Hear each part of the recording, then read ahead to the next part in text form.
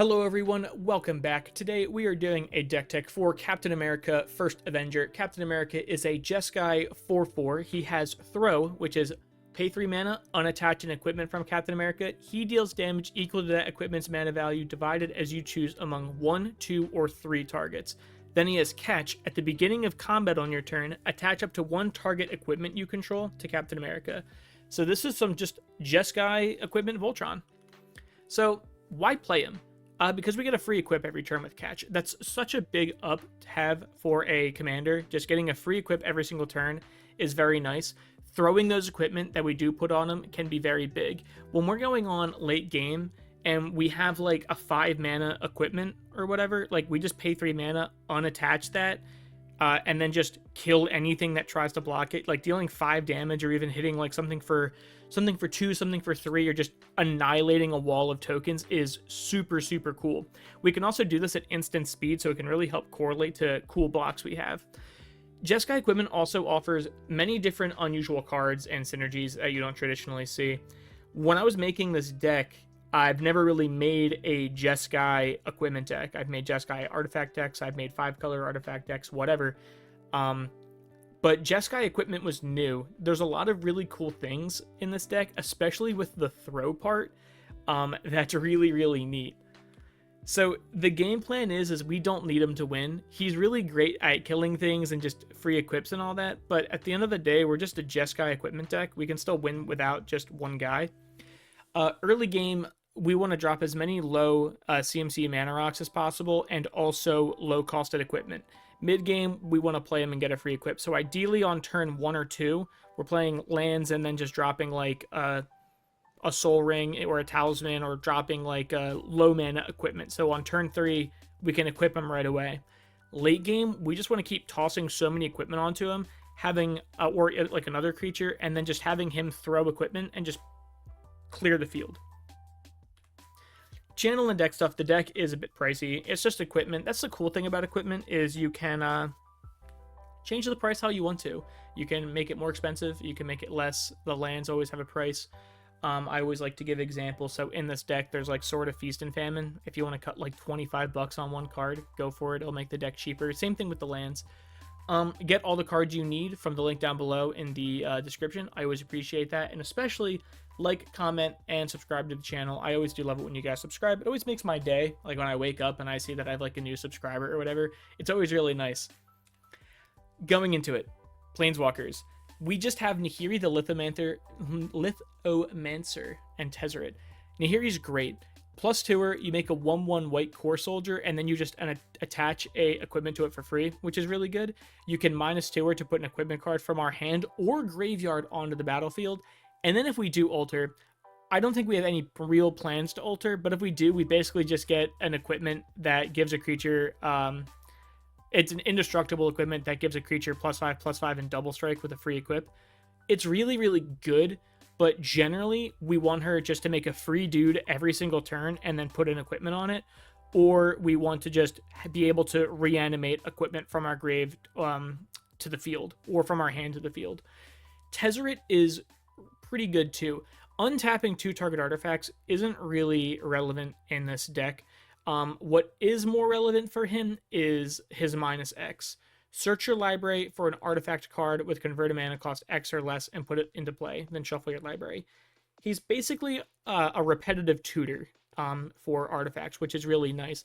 You can use the +2 artifacts to, like, I don't know, like untap mana rocks or whatever, but really we just want him for the -X to hard tutor equipment that we need to the battlefield.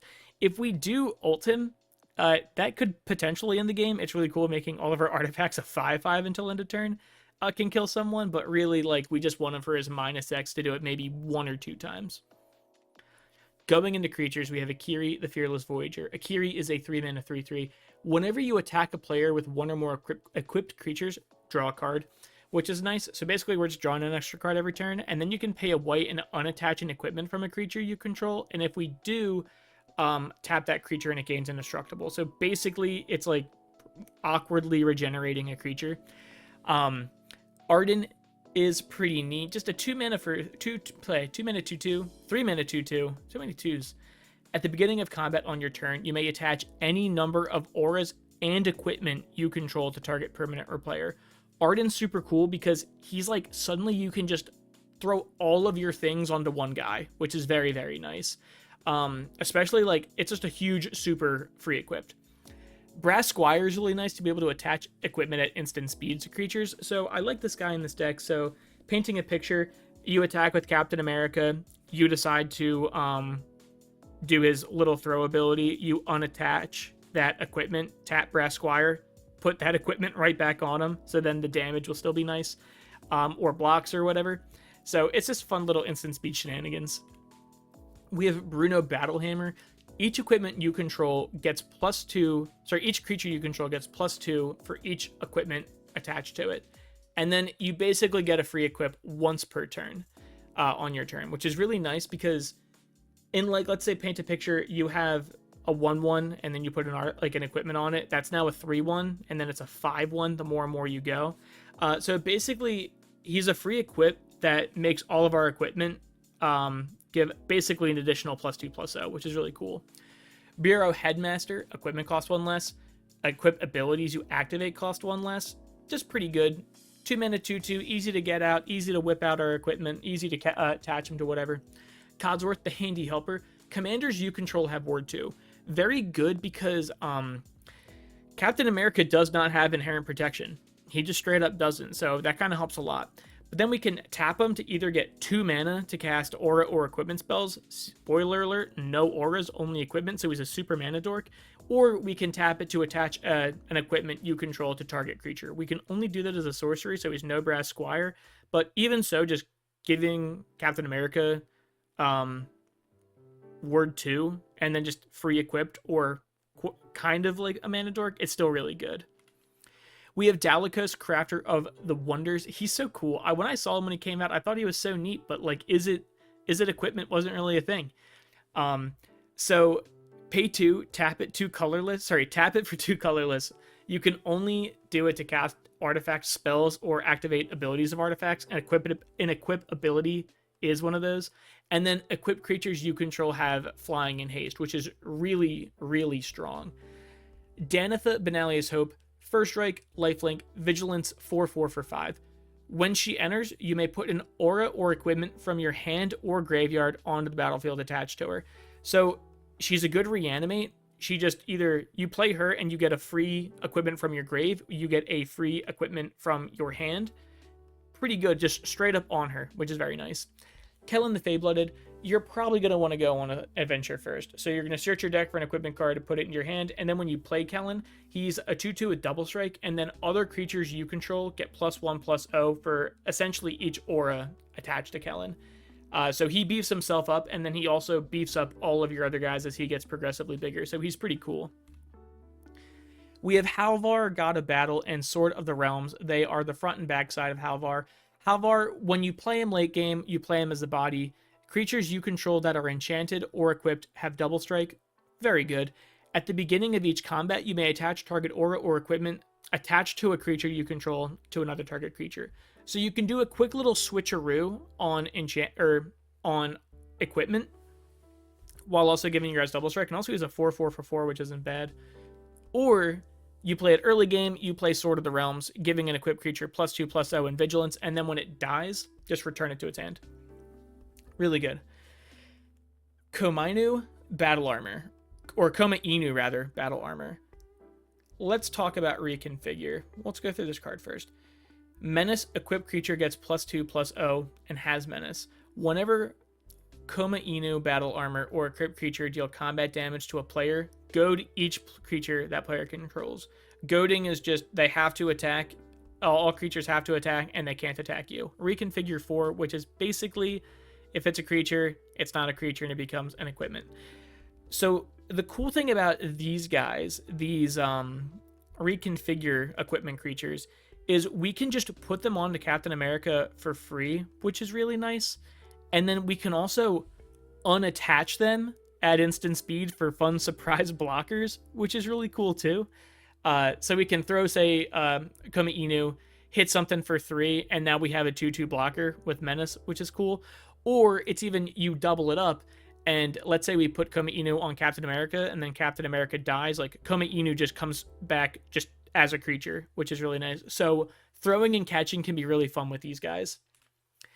Lizard Blades, kind of the same deal. It's like a double strike. You can give Captain America or any equipped creature double strike and then reconfigure for 2. Still really good. You can have a surprise blocker. You can just beef up a guy, and then again, if our board gets wiped, at least we can have a couple creatures hanging back.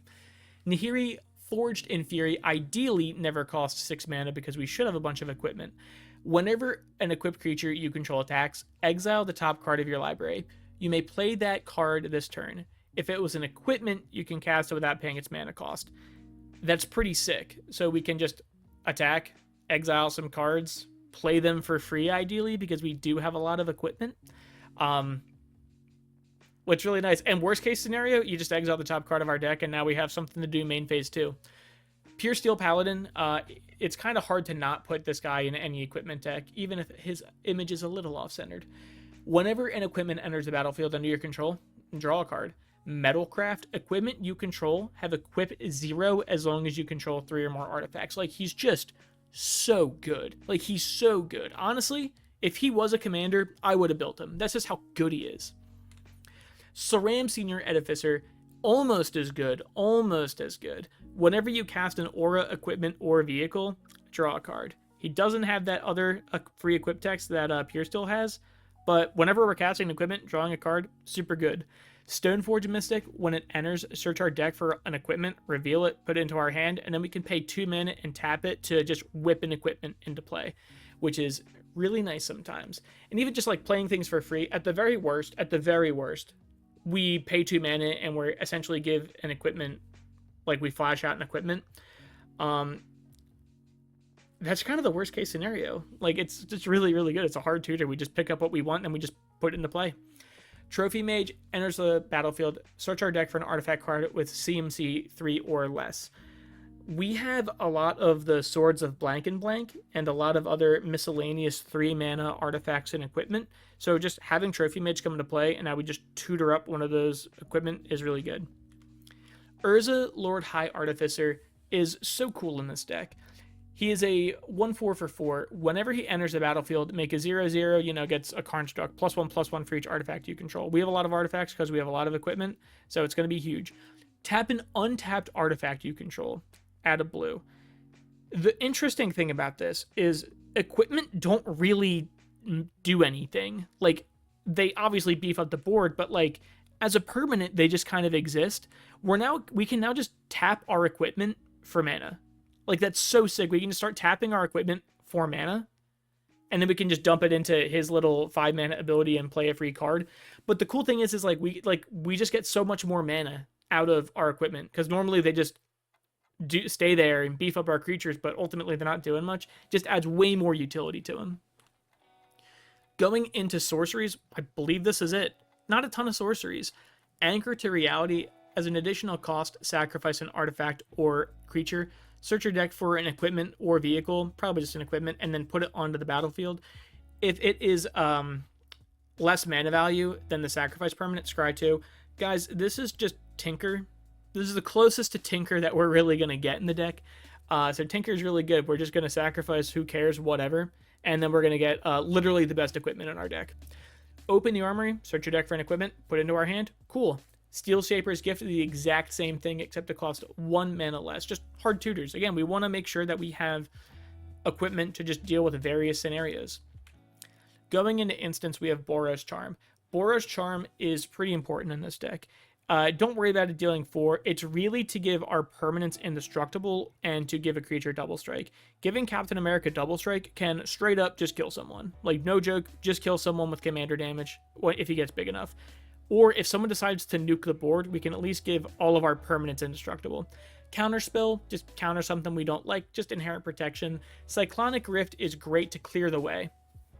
When we want to attack with one big creature, we don't want that creature being blocked. We now just clear the whole pathway. All of our opponents essentially lose a turn to reset. Really good instant. Dawn's Truce, again, really just to protect the board. You can gift a card if you want. So here's the way I look at it. If someone tries to target cap, cool. We're just going to pay 2 mana. If someone tries to, like, blow up all creatures, we're just going to make someone draw a card. Like, it really doesn't, like, that card draw doesn't really matter when we can protect our entire board. Enlightened Tutor is going to search our deck for an artifact or enchantment, put it straight up top, most likely an equipment. And then we have Fierce Guardianship. The idea is we always want to have Cap, not because he's our win con. I mean, he kind of is a win con in himself, but he's just so good that, like, we almost always want him on the field. So just a free counter spell is very nice. We also have Inventory Management, which is really cool. Here's how I imagine Inventory Management. Is we say, okay, we are going to go to combat. We are going to swing at someone with, like, even if we, like, full swing and someone says, okay, these are our blocks, Inventory Management is a fun little combat trick that can't be responded to. It's just like, hey, this one, like, unblocked 1/1 is now going to get every equipment I have attached to it. And it's going to, like, hit you for a ton. And then Sword Supply Shares is also just very nice. It's just good removal. They can get some life, who cares? 1 mana exile, something's very good. Going into the artifacts, this is the big bulk of the deck. Arcane Signet is really just good for, ramp colors. Argentum Armor, again, some of these have high mana values, like 6, but they kind of need to. Like, Argentum Armor hitting for 6, like, among 3 creatures is very nice. And even if we're not unattaching it, like, we're going to equip it for free, ideally. It's going to give a creature, let's say Captain America, +6/+6, and then whenever he attacks, destroy target permanent. Like, that's crazy good. Batterskull is really cool, and talk about Living Weapon for a second. Living Weapon's great because we don't have a ton of creatures in this deck. Like, we have like 20 or so, but we want to make sure that, like, we have creatures to equip. So all the Living Weapon guys coming in with the equipment for, like, basically as an equipped creature is very, very nice. It's going to give 5 mana for any kind of, like, throw thing. I'm not going to mention that really anymore, but, like, anything with a high, any equipment you see with a good CMC, just, like, we can throw that and kill some creatures. Giving Cap Vigilance +4/+4 lifelink is very nice. And then if anything does go wrong, we can just bounce it to our hand, which is also really nice. Bitterthorn Nissa's Animus, another living weapon, is going to get +1/+1, so it's a 3 mana 1/1 essentially. And then whenever it attacks, not deals damage, just attacks, search our deck for a basic land, put it onto the battlefield. It's very nice because we're a 3-color deck, so that can help really fix colors. We do have a good amount of basics for that reason. Chainsaw, I think, is so cool. I couldn't help it run. And it just gets better and better as time goes on. When it enters the battlefield, it deals 3 damage to up to 1 target creature. So essentially just kill a creature. Whenever 1 or more creatures die, put a rev counter on Chainsaw. So it's going to have 1 counter on it. Equipped creature gets +X/+O, where X is the number of rev counters on Chainsaw. So it kills a creature by itself. Things are going to passively die when we're throwing our equipment. If someone wipes the board and this thing sticks around, it's going to see all of those things. So it's just going to keep getting these rev counters and eventually be like, oh yeah, like, this creature's going to get like +20/+0. Colossus Hammer is honestly a dream. Colossus Hammer is a card we want to see in turn 1. We want to play Colossus Hammer turn 1 or turn 2, drop down Captain America. Captain America is now a 14/14 on turn 3. Embercleave, staple artifact. Flash cost 1 less for each attacking creature, so we're never casting this as a sorcery. Basically, it's sorcery speed. When it enters the battlefield, attach it for free to a creature, and it's going to give that creature +1/+1 and double strike and trample. So even if you try to block it, oh well. Excalibur, Sword of Eden. This was kind of the card that made me want to make the Captain America list. It's a 12. I know I said I wasn't going to mention it, but it's a 12 CMC.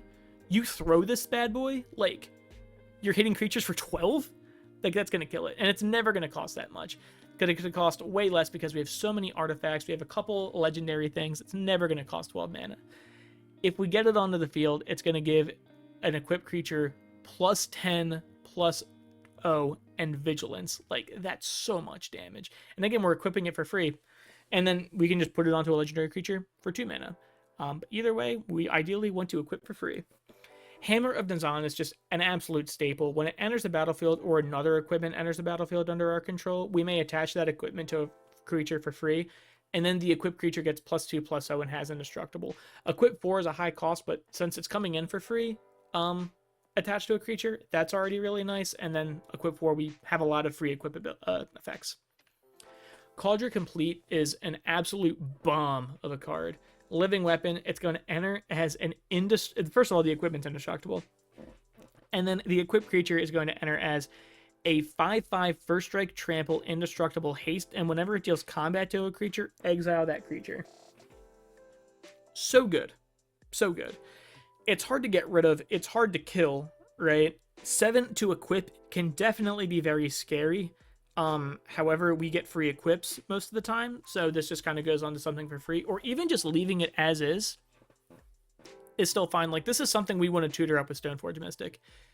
Masterwork of Ingenuity, it's really just the best equipment we have. We now have another one. Don't make it a legendary one. So basically the best non-legendary equipment on the battlefield, we have a second copy of it. Mithril Coat, Flash Indestructible. When it enters, attach it to target legendary creature you control to give Cap Indestructible. This is really just like if someone's going to wipe the board, or if Captain America gets awkward blocks, an opponent has a combat trick, whatever, we can just make him indestructible real quick. Nazgul Battle Mace. Equipped creature has a Menace, Death Touch, and Annihilator 1, and whenever an opponent sacrifices a non-token permanent, put that card onto the battlefield under your control unless they pay 3 life. It has equipped 3. Let's paint a picture with the throw, and I know it's important because when we throw this guy, the main reason this card's super good is obviously the Annihilator 1. That card's crazy. They're always just going to pay 3 life, so don't really worry about that. Annihilator 1, when we attack and then we throw this, that Annihilator 1 triggers on attack. So we're always going to get the Annihilator 1 trigger, even if we just choose to, you know, leave it as is. Nettlecyst Living Weapon gets +1/+1 for each artifact and or enchantment you control. At the very worst, it's a 3-mana 1/1. At the very best, it's like, I don't know, maybe like a 40/40. It can get pretty big. And then we just put it onto a creature. Very nice. Shadow Sphere is just so good. Equipped creature gets +1/+1, has trample and lifelink. Pay 1, permanents your opponent's control lose hexproof and indestructible until end of turn. And it's only an equip too, so that's a crazy equipment for such a low cost. It's very, very good, guys. It's just trample and lifelink go so far when we're beefing up creatures. Like, if we put, even if Nettlecyst was like a 10/10, and we gave it, like, if you had an 11/11 with trample, lifelink, that'd be, like, crazy. Soul Ring is Soul Ring, it's good mana. Sunforger, it's going to give, like, a creature +4/+0, and then we can unattach it to search our deck for a red or white instant with CMC 4 or less, and then cast that card without paying its mana cost. This is here for kill spells. This is here if someone tries to board wipe. We can get like a Boros Charm. We can get a Swords to Plowshares. We can get like whatever. Swiftfoot Boots, staple. Give something hexproof and haste. Like an ideal turn, like 1 would be play land, Soul Ring, tap it into Swiftfoot Boots. Turn 2 is like play another like 3 or 4 mana equipment, and then turn 3 is play Captain America, put on Swiftfoot Boots, and then like start loading them up. Haste and hexproof is huge. Going into the big swords, Sword of Feast and Famine. They're all going to get the +2/+2 pro from whatever colors. Feast of Famine gets black and green. Whenever equipped creature deals combat damage to a player, that player discards a card and we untap all of our lands. So good, so good. The big important thing to mention about the swords is when we give, say, protection from a color, we can't target our own things if they have protection. So Dawn's Truce, for example, wouldn't exactly, or maybe not Dawn's Truce, but you guys get the point. Like, we can't target it with, let's say, Sword of Fire and Ice. Like, we can't equip red equipment to, we can't equip it to the equipped creature already. Like, you know what I mean? You guys know what I mean. You can't equip a red creature to something to Fire and Ice because it has pro, so it can't be targeted, even though it is yours. So Feast and Famine, super great because we're just untapping all of our lands. Essentially, main phase 2, practically getting an extra turn. Fire and Ice is great. Pro, red, and blue. Whenever equipped creature does combat damage to a player, deal 2 damage to any target, and you draw a card. It's not a crazy explosive effect, but it still is a very good effect, right? Like, the big thing about the pro colors is they can't be targeted, but Captain America also just can't be blocked by them. So hopefully when we have these, we can win with commander damage pretty easy. Sword of Fortune Frontier is, I think, very underrated. I think this is like one of the absolute best ones. Pro, red, and green. When it deals combat damage to a player, exile the top 2 cards of your library. you can play those this turn, and you can play an additional land. So we get to ideally ramp every turn, play 2 lands every turn, and we essentially get 2 extra cards to play with every single turn. Sword of Hearth and Home, very nice. When a crypt creature, it's, pro green and white. When it deals combat damage to a player, exile up to 1 target creature you control, then search your library for a basic land, put both cards onto the battlefield under our control. So we get to blink a creature, which can be really nice if we have the option to say blink Stoneforge Mystic, get to tutor up another one. And then at the very worst, it just ramps us a land. Sword of Light and Shadow, pro black and white. Whenever a equipped creature deals combat damage to a player, we gain 3 life, and then we can return 1 target creature card from our graveyard to our hand. It's very important that that's like a thing, because if we keep losing creatures, we have nothing to put our equipment on to. So it's like we can't really do much. If that makes sense. Like we have all these great powerful equipments, but if we can't put them on anything, they don't do anything. Sword of the Animist, basically Bitterthorn. When a equipped creature gets +1/+1, whenever it attacks, search your deck for a basic, put it into play tapped. So just ramp, thinning the deck, good. Sword of Vengeance is just keyword soup. Equipped creature gets +2/+0, has First Strike, Vigilance, Trample, and Haste. That's pretty good. That's a powerful Sword of Vengeance.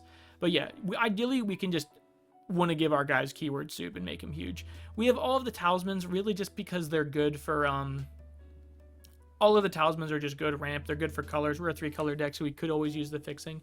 The Reaver Cleaver is so epic. Equipped creature gets +1/+1 and trample, and whenever he deals combat damage to a player or planeswalker, create that many treasure tokens. The cool thing about Cap is we can always clear the way. We have a lot of ways to just, well, one, this thing gives it trample. So we're just going to be making a ton of treasure, right?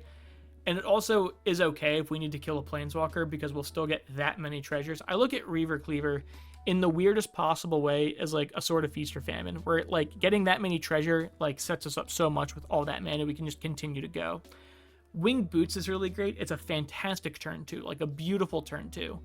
Equipped creature gets flying and ward 4. Like we played this turn 4, play Cap turn 3. Cap now has flying and ward 4. Really good. Ward 4 literally says hexproof. Like no one's doing ward 4. Going into the enchantments, we only have a few of them. Fighter class. When it enters, search your deck for an equipment, reveal it, put it into your hand, level it up. Equip abilities you activate cost 2 less, so now it's either free or very cheap. And then whenever a creature you control attacks, up to 1 target creature blocks it this combat if able. So this is nice if we have like guys with like trample or pro colors or whatever. And we're just like, oh yeah, your utility guy's blocking this, or your like smaller commander, you're gonna block my big guy, which can be really nice. Forge Anew enters the battlefield, return target equipment card from your graveyard to the battlefield. As long as it's your turn, you may activate equip abilities at any time you could cast an instant, which is very nice because when we're throwing our equipment, we can just put them right back on. And then you may pay 0 rather than pay the equip cost of the first equip ability you activate during each of our turns. So it's a free equip, add instant speed whenever we want. And then it's also a little reanimate from the grave is very, very good. Rhystic Study's kind of just here for card draw. We don't have a ton of ways to draw cards. Like we have like SRAM, we have like Pure Steel, like we have ways for sure. But Rhystic Study is just such a good taxing effect, and the more mana they're doing to make us not draw cards is the less things they're playing in a turn, which is very nice. The final enchantment is Sigarda's Aid, a beautiful turn 1. You may cast aura and equipment spells as though they had flash, and then whenever an equipment enters the battlefield under our control, you may attach it to target creature you control for free. So we don't really have to worry too much about equip cost that much when we have this, and we can just start flashing things out. So if we go to combat, there's any weird blocks, we can just have fun. If someone, flashing equipment out for free and equipping them for free is very strong. Going into the lands, I didn't want to put anything too crazy because we have so many ways to get like the basics out. So we just have the check lands, we have some of the shock lands, we have the, I guess, battle bond lands, what you'd call these, I don't know. And then like the real meat and cheese lands, we have Academy Runes.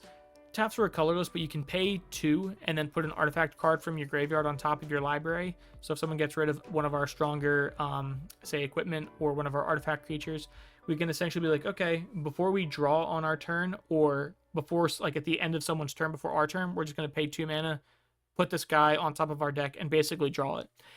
Archway of Innovation. Enters the battlefield tapped unless we control an island. It taps for a blue, and then the next spell you cast this turn has Improvise.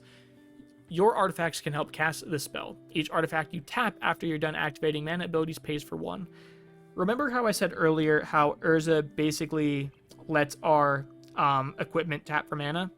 This kind of does that. It's basically the same exact way, but this is only like once. It's like the next spell we can start tapping down, say, like 3 equipment or whatever, and then just like play an equipment for free. Command Tower is going to tap for any of our colors. Exotic Orchard should ideally tap for any of our colors. I mean, if we're a 3-color deck, the likelihood that someone else is playing at least 2 of our colors is very high. Inventor's Fair is very nice. At the beginning of our upkeep, if we have 3 or more artifacts, gain 1 life. We can tap it for a colorless, or we can pay 4, tap it, and sacrifice it to search our deck for an artifact card, reveal it, put it into our hand, but we can only do it if we have 3 more artifacts. Spoiler alert, we're probably almost always going to have 3 more artifacts. Rugged Triumph is really good. It's just going to enter tapped. Taps for all of our colors. It's an island mountain plans for all of our check lands. And then we can cycle it away later if we don't need it late game. These final land we have in the deck, other than the basics, is Spire of Industry. It's just nice because we can just pay a life, add 1 mana of any color, and activate only if we have an artifact. And again, we're most likely almost always going to have an artifact. So just, it taps for any color. We're a 3-color deck. I think it's pretty good for the cost of 1 life. Going into the basics, we just have 5 islands, 7 mountains, and 6 plains. We're more red and white heavy. Ideally red, because we do have like way more double pip red cards and double pip white cards than we do the blue cards. Usually all the blue cards are like 1 pip or so. This totals out to be like 36 lands or whatever, so it's a very healthy number considering that like our average CMC is like 3 point something. That's all I got for you guys. Thank you guys for watching. Get the cards you need straight from the link down below, and as always, like, comment, and especially subscribe to the channel, and I will see you guys next time.